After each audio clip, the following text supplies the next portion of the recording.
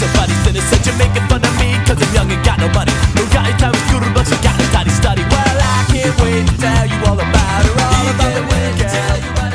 And I can't wait for you to hear me shout. Hello gamers, thank you for tuning into Video Games in the World. My name is John and today's episode is about why do we all play video games?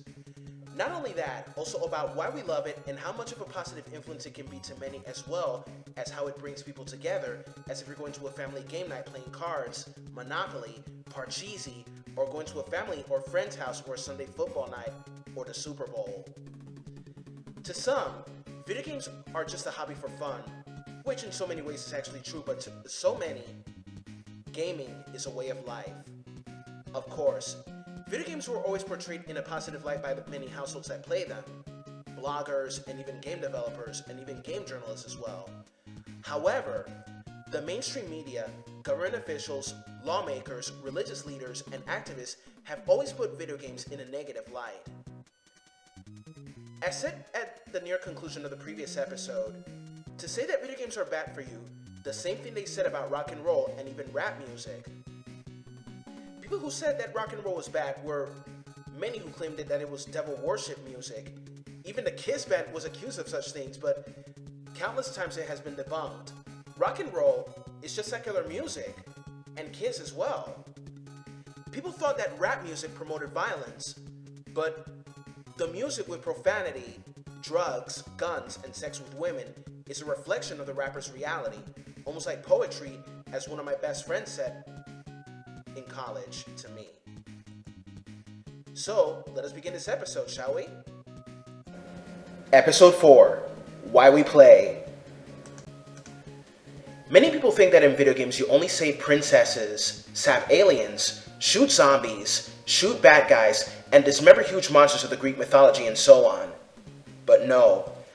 There are various video games that can teach hand-eye coordination, critical thinking, and constantly teach lessons.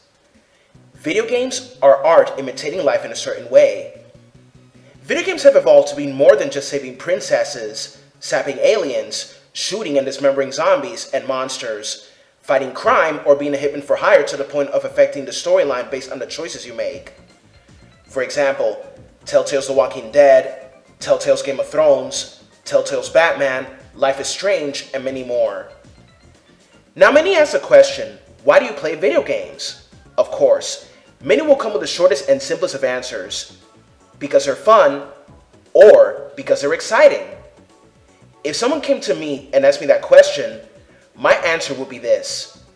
I play video games not only because they're fun and exciting, but also because they're like an escape from the harsh realities of the world, such as work, pay the bills, buy groceries. It's almost like movie night or watching a sports game, be it baseball, football, basketball, racing, and the list goes on and on. Of course, we all know that there was a time before video games existed where children played outside the house, such as going to the sandlot and play baseball, going to the park and play games like tag and hide and seek, racing to the finish line, and many more. So many children still do such things to this day, even if video games, Barbies, and action figures are still very relevant up to this day. However, long ago before such technologies like computer and television existed, there were board games like chess.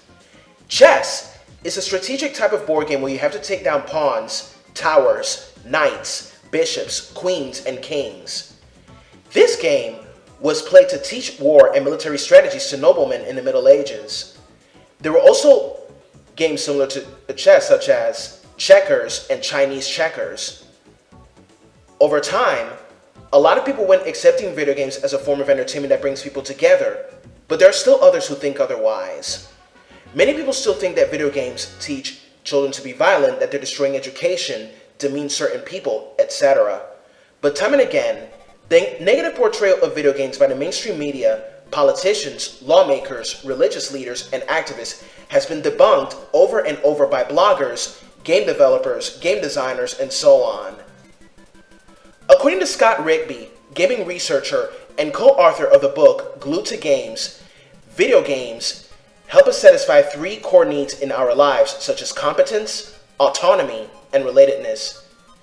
In terms of competence, you try to progress in certain things you find difficult to succeed at. Competence in a video game is trying to thrive to complete your objectives to get to the final boss, get the girl, save the day, or win the sport, or some other type of competition. Competence in movies as well tend to have some of the same things, such as getting the girl at the end, saving the world, learning hard lessons, the promise of never giving up, etc. Autonomy is that, like in real life, in video games you have control over your own actions as you explore the world around you. Learn new experiences, befriend people, and find your purpose in this world, much like all the Final Fantasies, World of Warcrafts, Skyrims, etc. And finally, relatedness in a video game is this. Sometimes you tend to relate to the characters in a way as they remind you of yourself when you evolve from zero to the top. But when playing with people, you bond, make friends, and tend to relate to the people that you play with in a multiplayer video game.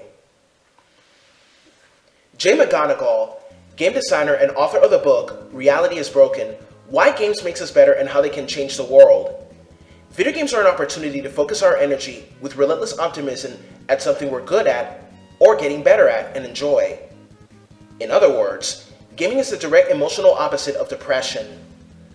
Another good point from Jane McGonigal herself is this. If you are a gamer, it's time to get over any regret you might feel about spending so much time playing video games. You have not been wasting your time. You have been building up a wealth of virtual experience that, as the first half of this book will show you, can teach you about your true self, what your core strengths are, what really motivates you, and what makes you happiest. People are drawn to different genres in video games such as platformers, role-playing games, first-person shooters, MMORPGs, action-adventure, racing, sports, etc. I am drawn to role-playing games due to the storyline, the graphics, the music, the lines, gameplay, and quality.